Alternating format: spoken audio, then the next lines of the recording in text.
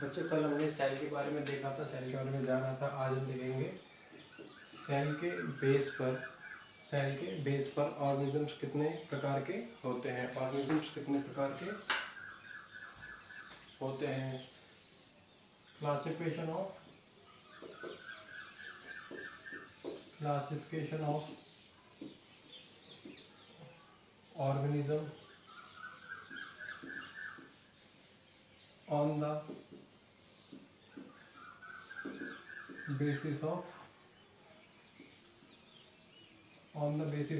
number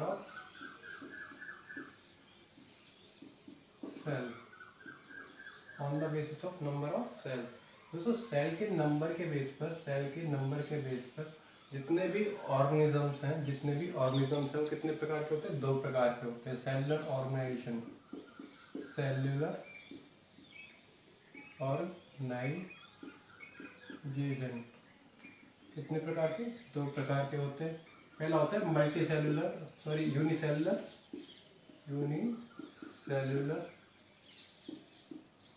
organisms. Second होते हैं multicellular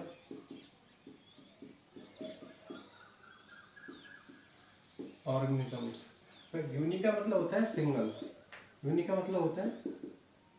single.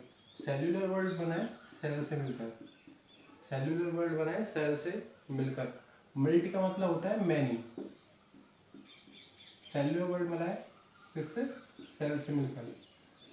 ऐसा कोई भी ऑर्गेनिज्म जिसकी बॉडी कितने सेल से मिलकर बनी हो? सिंगल सेल से मिलकर बनी हो, क्या कहलाएगा? Unicellular organism. Only single cell is present.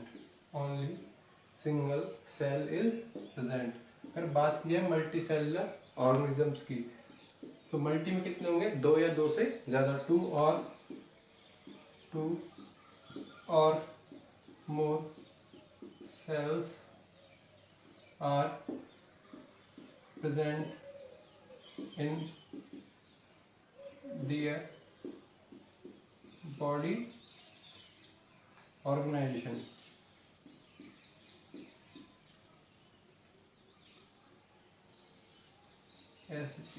Organisation. इनके एग्जांपल्स की बात की जाए, यूनिसेलुलर ऑर्गेनिजम्स के सबसे अच्छे एग्जांपल होते हैं बैक्टीरिया। माइकोप्लाज्मा। ये माइकोप्लाज्मा क्या है? सबसे स्मॉलेस्ट सेल भी बोला गया है इसे, ओके। और होता है ब्लू ग्रीन एल्गी।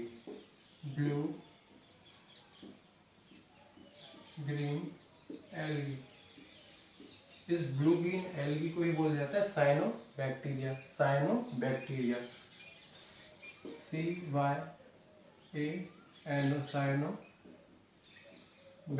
साइनो का मतलब होता है कलर्ड। बैक्टीरिया वर्ड कहाँ से लिया गया है? बैक्टीरिया से। ऐसा कोई बैक्टीरिया जो कि क्या होता है? कलर्ड होता है। क्या कहलाता है? बीजीए कहलाते हैं या साइनोबैक्टीरिया कहलाता है। ब्लू ग्रीन एल्गी, इनका कलर कैसा होगा? ब्लू और ग्रीन कलर के पाए जाते हैं। इनकी बॉडी में कितनी सेल्स पाई जाती है? सिंगल सेल पाई जाती है, इसीलिए इनको रखा जाता है यूनिसेलुलर सेल्स में या यूनिसेलुलर ऑर्गेनाइजेशन में पाया जाता है। अगर मल्टीसेलुलर ऑर्गेनिजम्स की बात की जाती है, तो मल्टीसेलुलर ऑर्गेनिजम्स के एग्जांपल होते हैं जितने भी एल्गी होते हैं, फंजाई, प्लांट एंड एनिमल्स। इनकी बॉडी ऑर्गेनाइजेशन क्या होता है? दो या दो से ज्यादा सेल्स से मिलकर बना होता है। तो दोबारा देख लेते हैं एक बार। अगर सेल के नंबर के बेस पर किसी भी एनिमल का, किसी भी ऑर्गेनिजम्स को बांटा जाता है, तो कितने भागों में बांटा जाता है? दो भागों में। पहला होता है यूनिसेलुलर ऑर्गेनिजम्स, सेकंड होते हैं मल्टीसेलुलर ऑर्गेनिजम्स।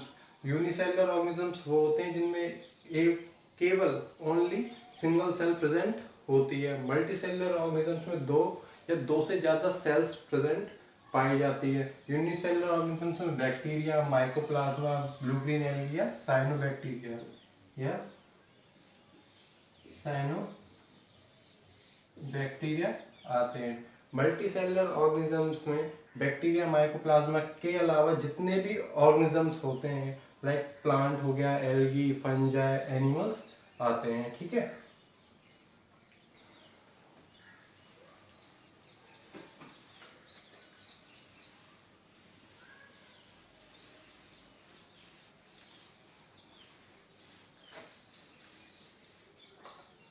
अगर बात की जाए बेस ऑफ लाइफ की, बेस ऑफ लाइफ, इस लाइफ का बेस क्या है? तो लाइफ का बेस होता है सेल, जिसे बोला जाता है बेसिक यूनिट ऑफ बॉडी। या दूसरा कह सकते हैं structural and functional unit of body, या और बोल सकते हैं स्मॉलेस्ट, जिसे और ज्यादा भागों में नहीं बांटा जा सकता, smallest unit of body. Okay, structural and functional, अगर ये एक सेल है, अगर एक सिंगल सेल है तो इसकी कुछ ना कुछ एक फिक्स स्ट्रक्चर पाई जाएगी, एक फिक्स स्ट्रक्चर पाई जाएगी। इसके ऊपर की तरफ या आउटर मेम्ब्रेन के रूप में क्या पाई जाएगी? Cell wall present. Inner membrane के रूप में सेल मेम्ब्रेन प्रेजेंट हो, सेल मेम्ब्रेन प्रेजेंट हो। अगर फंक्शनल की बात की जाए, इन दोनों लेयर के कुछ ना कुछ स्पेसिफिक फंक्शंस होते हैं जो कि सेल्स को सहायता करते हैं, हेल्प करते हैं किसी भी अनदर सेल से रेगुलेट करने में या कंट्रोल करने में। अगर इसमें बात की जाए सेंटर की, सेंटर में पाया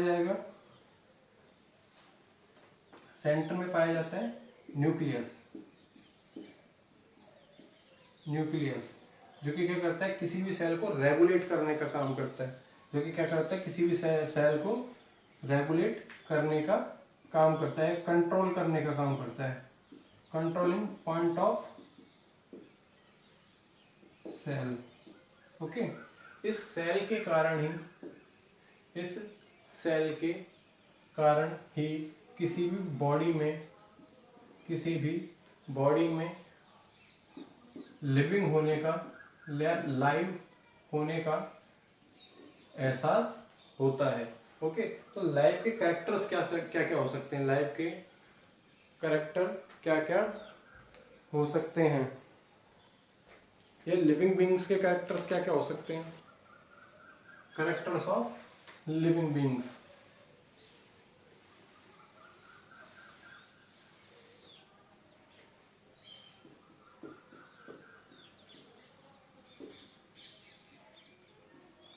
कैरेक्टर्स ऑफ लिविंग बीइंग्स। अगर कैरेक्टर्स ऑफ लिविंग बीइंग्स की बात की जाए तो लिविंग कहाँ से चालू हुई? सेल से चालू हुई। तो इस सेल के द्वारा क्या क्या कैरेक्टर्स शो किए जा सकते हैं? कोई भी लाइव बॉडी है, उसके द्वारा क्या क्या कैरेक्टर्स शो किए जा सकते हैं? तो एक स्पेशल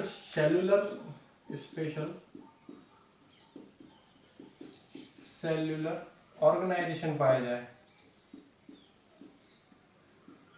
स्पेशल सेल्यूलर ऑर्गेनाइजेशन पाया जाए, या कह दें इसी को समझने के लिए एक सेल की फिक्स शेप पाई जाए। अगर फिक्स शेप पाई जाए, अगर बैक्टीरिया की बात की जाती है तो बैक्टीरिया हमेशा इलॉन्गेटेड शेप का पाया जाता है। अगर प्लांट सेल की बात की जाती है या एनिमल सेल की बात की जाती है तो एनिमल सेल कुछ रेक्टेंगल फॉर्म में पाई जाती है, रेक्टेंगुलर फॉर्म में पाई जाती है। तो इनका क्या होता है? एक फिक्स सेलुलर ऑर्गेनाइजेशन पाया जाएगा। सेकंड अगर करेक्टर की बात की जाए तो ये करते हैं क्या? रिप्रोडक्शन। ये सबसे मेन कैरेक्टर होता है किसी भी लिविंग बीइंग्स का, अपने ही समान नए ऑर्गेनिज्म को प्रोड्यूस करना है, ऑफस्प्रिंग को प्रोड्यूस करना, to produce new fertile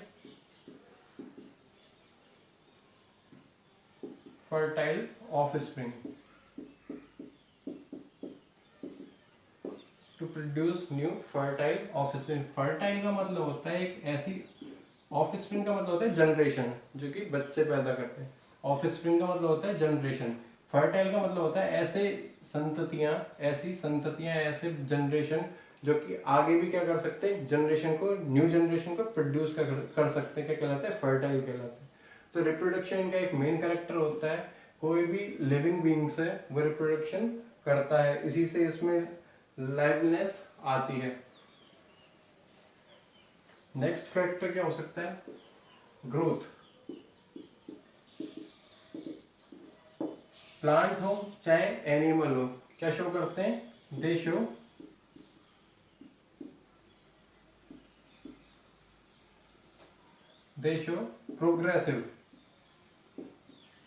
progressive growth, हमेशा बढ़ते हुए प्रतीत होते हैं। अब बात की जाए एक्सक्रीशन की। बॉडी में अगर कुछ भी फंक्शंस हो रहे तो कुछ ना कुछ एक्सक्रीटरी प्रोडक्ट या वेस्ट प्रोडक्ट का फॉर्मेशन होता है, वेस्ट प्रोडक्ट का फॉर्मेशन होता है। तो उन वेस्ट प्रोडक्ट को बॉडी से बाहर निकालना, वेस्ट प्रोडक्ट को बॉडी से बाहर निकालना क्या कहलाता है? एक्सक्रीशन कहलाता है। Release of waste products, release of waste products. और क्या कैरेक्टर्स हो सकते हैं? Movement,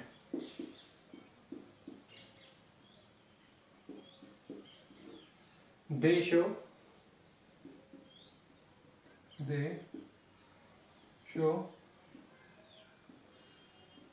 movement. अगर कोई भी प्लांट है, इनमें रूट्स पाई जाती हैं, रूट्स भी क्या करती है? मूवमेंट शो करती है। शो क्या करती है?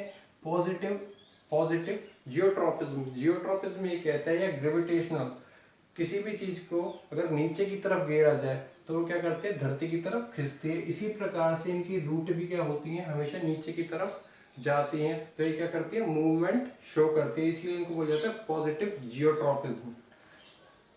अगर इनके स्टेम की बात की जाए, तो इनका स्टेम क्या होता है? नेगेटिवली जियोट्रॉपिज्म, मतलब पृथ्वी से हमेशा ऊपर की तरफ जाता है, पृथ्वी से हमेशा ऊपर की तरफ जाता है, अर्थ से ऊपर की तरफ, इसीलिए इसको बोला जाता है नेगेटिव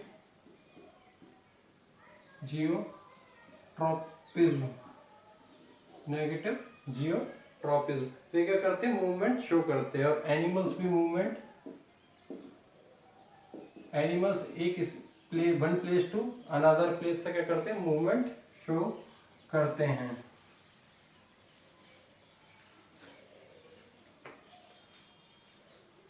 और अगर बात की जाए मेटाबॉलिज्म की, तो इनकी बॉडी के अंदर प्लांट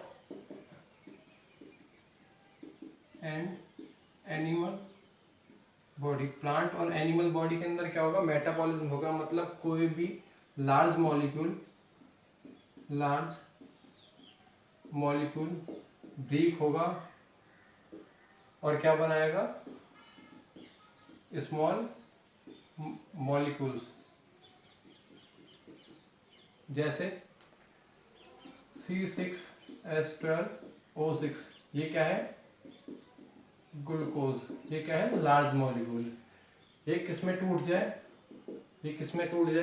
स्मॉल, लार्ज मॉलिक्यूल किसमें ब्रेक हो जाए?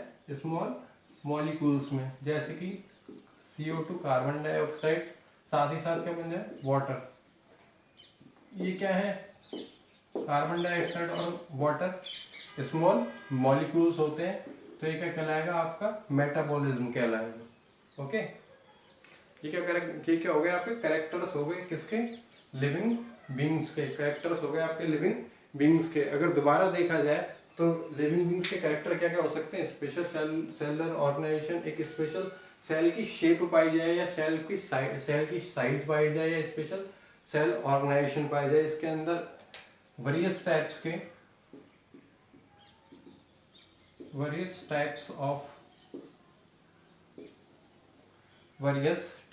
Of cell organelles present. Various types of cell organelles present.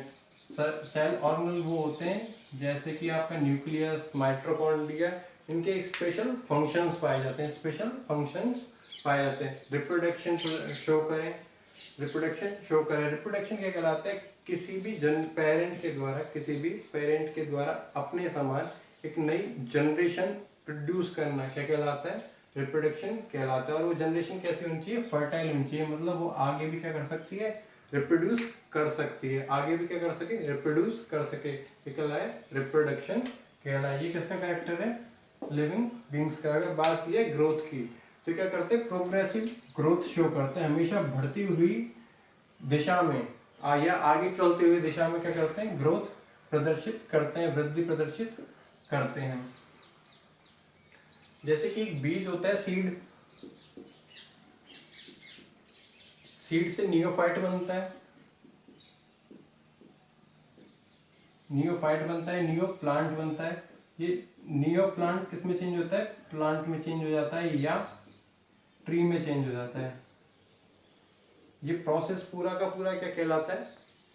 ये पूरा का पूरा प्रोसेस कहलाता है आपका ग्रोथ कहलाता है। अगर एनिमल्स की बात की जाए, अगर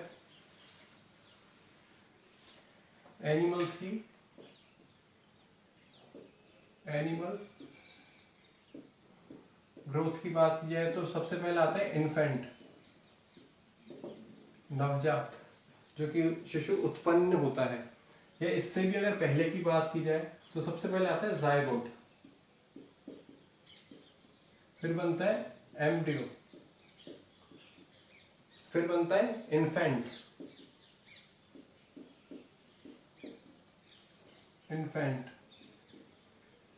फिर वो चेंज हो जाता है किसमें? चाइल्ड में, चाइल्ड से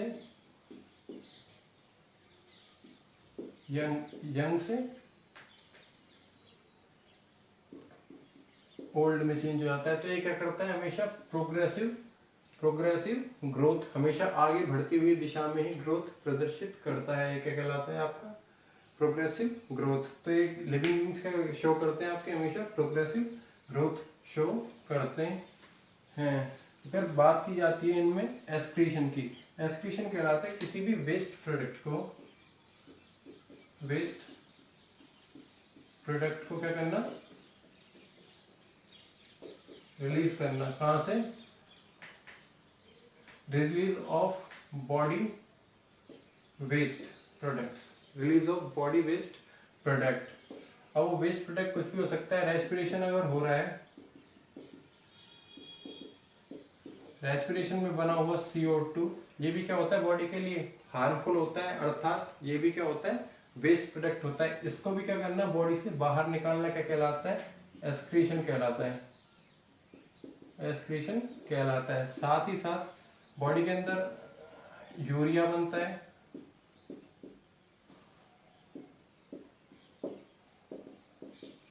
ये भी क्या कहलाता है? आपका वेस्ट प्रोडक्ट कहलाता है, जो कि बॉडी के लिए क्या है? हार्मफुल इफेक्ट डालते हैं, इसलिए इसको बॉडी से बाहर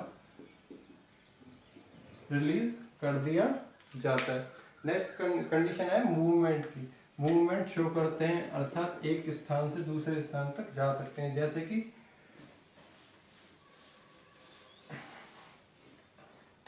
एनिमल्स की अगर बात की जाए,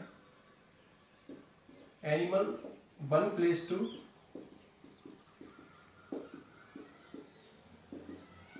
अनदर प्लेस, एक स्थान से, ये मान लो स्थान है ए, एक प्लेस है ए, ये प्लेस है बी, एक प्लेस से दूसरी जगह तक, एक ए से बी तक एनिमल्स मूवमेंट शो कर सकते हैं। ये क्या कहलाएगा? आपका मूवमेंट। अगर मूवमेंट को प्लांट में समझा जाए, अगर मूवमेंट को प्लांट्स में movement in plant, movement in plant, plants के अंदर समझा जाए, अगर ये प्लांट है,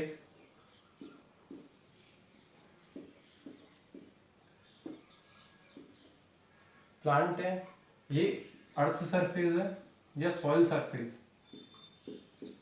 सॉइल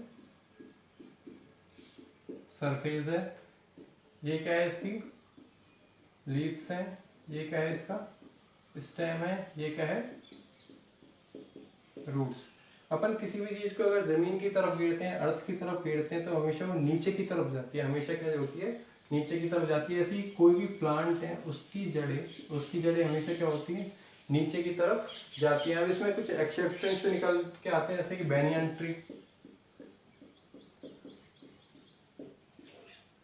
ट्री, मैंग्रोव,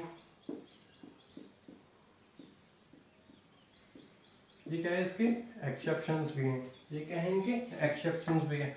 तो ये रूट्स कहाँ जा रही है, हमेशा नीचे की तरफ जा रही है, मतलब हमेशा ग्रेविटेशनल फोर्स के ओर जा रही है, ग्रेविटेशनल फोर्स की ओर जा रही है, इसलिए इनको बोल देते हैं पॉजिटिव जियोट्रॉपिज्म,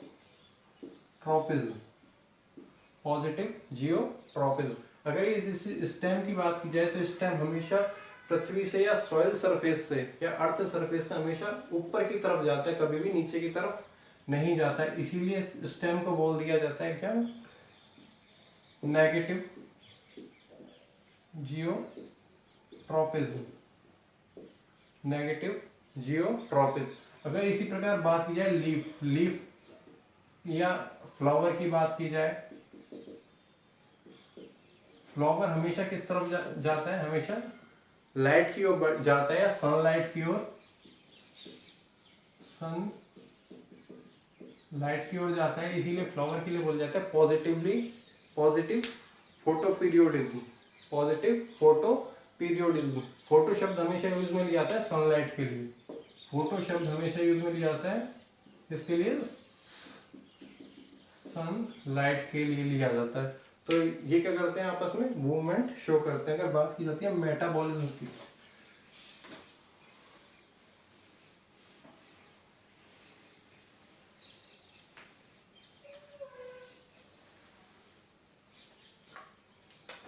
अगर बात की जाती है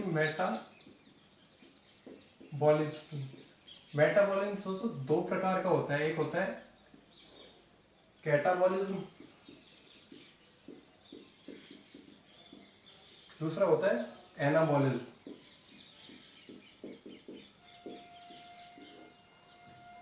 कैटाबॉलिज्म हमेशा ये कहता है कोई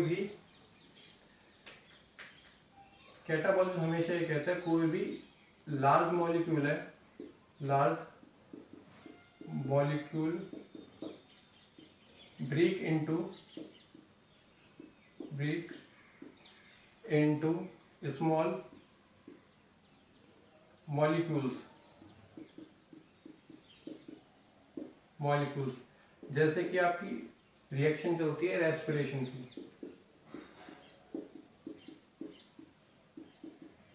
जैसे कि आपकी रिएक्शन जो होती है रेस्पिरेशन की, रेस्पिरेशन क्या होता है बॉडी ग्लूकोज C6H12O6, ये क्या है ग्लूकोज है, ग्लूकोज किस में टूट जाता है, किसकी प्रेजेंस में टूटता है, लेकिन ये ऑक्सीजन की प्रेजेंस में, किस में टूट जाता है CO2। ये क्या है लार्ज मॉलिक्यूल है, ये क्या है स्मॉल मॉलिक्यूल्स है, कार्बन डाइऑक्साइड और वाटर। तो ये रिएक्शन क्या कहलाएगी अभी कैटाबॉलिज्म रिएक्शन। ओके, अगर इसी को चेंज कर दिया जाए, तो ये कहलाता है आपका स्मॉल मॉलिक्यूल, सॉरी ये क्या कहलाता है आपका एनाबॉलिज्म कहलाता है। स्मॉल मॉलिक्यूल जब भी small molecule form large molecule, small molecule जुड़कर, फॉर्म का मतलब होता है जुड़ना, जुड़कर क्या बनाते हैं लार्ज मॉलिक्यूल का फॉर्मेशन करते हैं। जैसे कि आपकी रिएक्शन होती है फोटोसिंथेसिस की, फोटोसिंथेसिस में होता है जितनी भी एयर में कार्बन डाइऑक्साइड होती है, साथ ही साथ सॉइल के अंदर से वाटर लिया जाता है प्लांट्स में, और किसकी प्रेजेंस में, सनलाइट की प्रेजेंस में वो किस में चेंज होता है, ग्लूकोज में, C6H12O6, जो कि क्या है प्लांट्स के लिए ये क्या है, फूड है, प्लांट्स का फूड है। साथ ही साथ ये क्या करते हैं, रिलीज O2 रिलीज करते हैं, जो कि किसके लिए लाभदायक है, किसके लिए बेनिफिशियल है, एनिमल्स के लिए बेनिफिशियल है। इसमें दो स्मॉल मॉलिक्यूल्स जुड़कर आपस में लार्ज मॉलिक्यूल का फॉर्मेशन करते हैं, आपस में क्या करते हैं, लार्ज मॉलिक्यूल का फॉर्मेशन करते हैं। तो ये क्या कहलाता है आपका एनाबॉलिज्म। ये किसके कैरेक्टर्स होते हैं, लिविंग बींग्स के। ओके